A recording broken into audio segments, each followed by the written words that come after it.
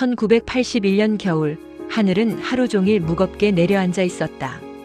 서울 변두리의 좁은 골목마다 연탄가루가 바람을 타고 흩날렸다. 길가 전봇대에는 새마을 운동 포스터가 발에서 붙어 있었고, 흑백 TV를 통해 흘러나오는 뉴스에서는 경제 성장률과 수출 200억 달러 달성 같은 단어가 반복됐다. 하지만 그 화려한 숫자는 이 골목 사람들의 주머니를 채워주지 않았다. 형은 초등학교 고학년, 동생은 이제 막 글자를 제대로 쓰기 시작했다. 두 아이는 학교를 마치면 엄마와 함께 병원으로 갔다. 병원은 오래된 시멘트 건물로 복도 끝 창문 틈새로 찬 바람이 스며들었다. 아빠는 폐암을 앓고 있었다. 한때 건설 현장에서 부지런히 일하던 사람이었지만 무리한 노동과 영양 부족은 몸을 갉아먹었다. 병실에는 전기장판 하나가 놓여 있었지만 그것조차 오래된 것이라 한쪽은 뜨겁고 다른 쪽은 차가웠다. 아빠, 물 드실래요? 형이 작은 양은 컵을 들고 물었다. 아빠는 고개를 살짝 저으며 웃었다. 아니야, 그냥 너희 목소리 듣는 게 좋다. 엄마는 전기포트에 미음을 데우며 가끔 창밖을 바라봤다. 창 너머로는 희뿌연 눈발이 흩날리고 버스 정류장에서는 안내양이 호루라기를 불며 사람들을 재촉했다. 그날은 이상하게도 아빠가 유난히 오래 두 아이의 손을 잡았다. 마치 손끝에 무언가를 새기려는 듯이. 연말이 다가오던 12월 말, 병실의 공기는 더욱 무거워졌다. 간호사는 연신 체온과 혈압을 확인했고, 엄마는 아빠의 입술을 젖은 수건으로 적셔주었다. 형은 아빠의 숨소리가 눈에 띄게 가빠진 걸 느꼈다. 아빠 동생이 작게 불렀지만 목소리가 떨려 금세 뚝 끊겼다. 새해를 몇 시간 앞둔 밤, 창밖에는 한방눈이 소리 없이 쌓이고 있었다. 멀리 교회 종소리가 울렸다. 그 종소리가 6번 울릴 즈음 아빠는 아주 조용히 숨을 멈췄다. 아무런 몸부림도 없이 마치 깊이 잠든 사람처럼.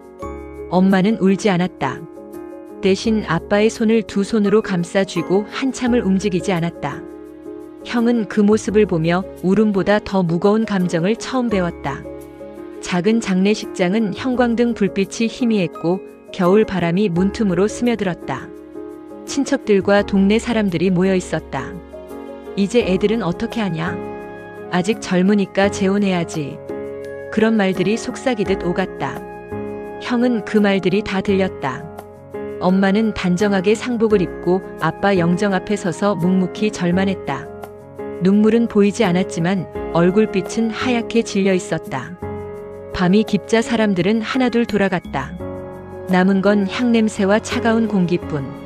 형과 동생은 나란히 앉아 영정을 바라봤다. 사진 속 아빠는 환하게 웃고 있었다. 그 웃음은 지금 이 공간과는 전혀 어울리지 않았다. 집으로 돌아온 날, 방 안엔 아빠의 안경, 라디오, 일기장이 그대로 있었다. 하지만 그 자리에 아빠는 없었다. 엄마는 거실에 앉아 창밖을 오래 바라보다가 작게 중얼거렸다. 이제 나 혼자네. 형이 물었다. 엄마 괜찮아요? 괜찮아, 너희가 있잖아. 아빠가 떠난 지 한 달 후 친척들이 찾아왔다. 애들 생각해서라도 혼자 살지 말고 누군가 의지해야지. 엄마는 단호히 말했다. 난 이 아이들이 전부예요. 다시 집 나갈 일 없어요. 형과 동생은 문틈으로 그 대화를 들었다. 그 순간 형은 깨달았다. 엄마는 단순히 강한 사람이 아니라 끝까지 지키는 사람이었다. 아빠가 떠난 뒤 집안의 공기는 늘 바빴다. 엄마는 새벽 5시면 일어나 시장으로 나갔다. 새벽 장터에서 콩나물, 시래기, 멸치를 떼어와 골목 어귀에서 팔았다. 손가락은 늘 시려서 갈라졌고 겨울이면 갈라진 틈이 벌겋게 부어올랐다. 형은 방과 후 신문을 돌았다. 어깨에 맨 가방 속에는 아침마다 묶어둔 신문 뭉치가 무거웠다. 바람이 세게 부는 날이면 신문 묶음이 풀려 버스 바퀴 밑으로 날아가기도 했다. 그럴 때면 형은 어금니를 물고 다시 주워 묶었다. 동생은 집에서 엄마 심부름을 했다. 물을 길어오고 연탄재를 퍼냈다. 연탄재를 버리러 갈 때마다 골목 어귀의 아이들이 놀리기도 했다. 야, 너네 집 진짜 가난하냐? 그 말에 동생은 대꾸하지 않고 고개를 숙였다. 하지만 마음속 어딘가에 불이 붙었다. 밤이 되면 셋은 작은 방에 모여 앉았다. 엄마는 자식들 앞에서 힘들다는 말을 절대 하지 않았다. 대신 이렇게 말했다. 우리 셋이 있으면 겨울은 따뜻해. 그 말이 그의 겨울, 셋이 버틸 수 있는 유일한 난로였다. 시간이 흘러 형은 중학교에 진학했다. 등록금을 마련하려면 더 많은 신문을 돌고 주말엔 마트집 나르는 아르바이트를 했다.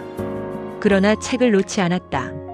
도서관은 춥고 난방도 안 됐지만 형은 거기서 세상을 배웠다. 동생은 손재주가 좋았다.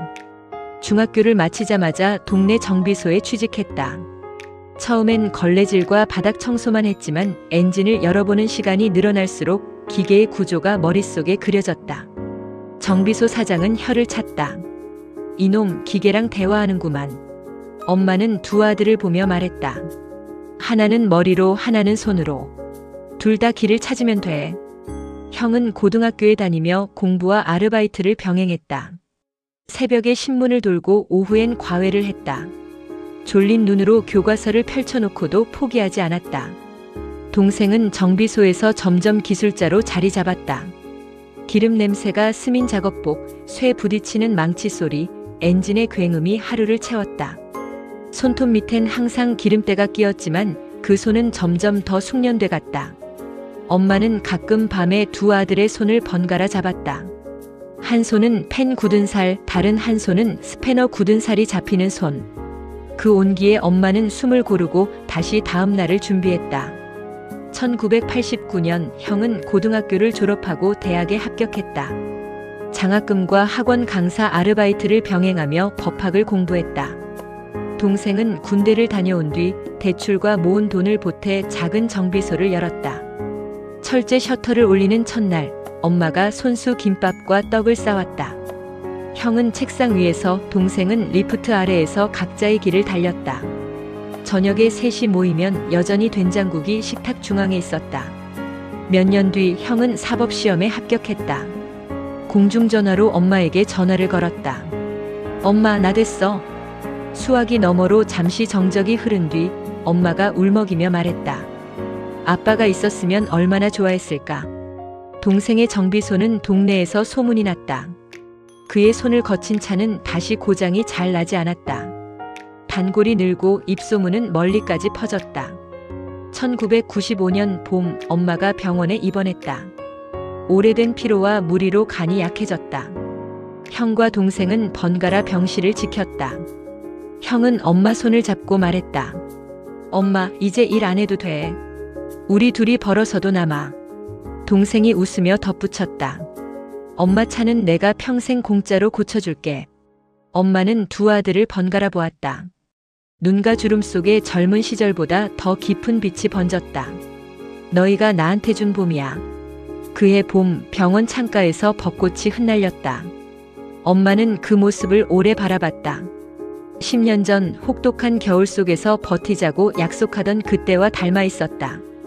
그 봄 이후 셋은 다시 함께 살았다. 연탄가루 냄새 대신 미역국과 기름 냄새가 집안에 퍼졌다. 엄마는 가끔 이렇게 말했다. 겨울이 길어도 봄은 꼭 온다. 그리고 세 사람은 정말 그렇게 살았다. 이야기가 좋았다면 구독과 좋아요 부탁드립니다.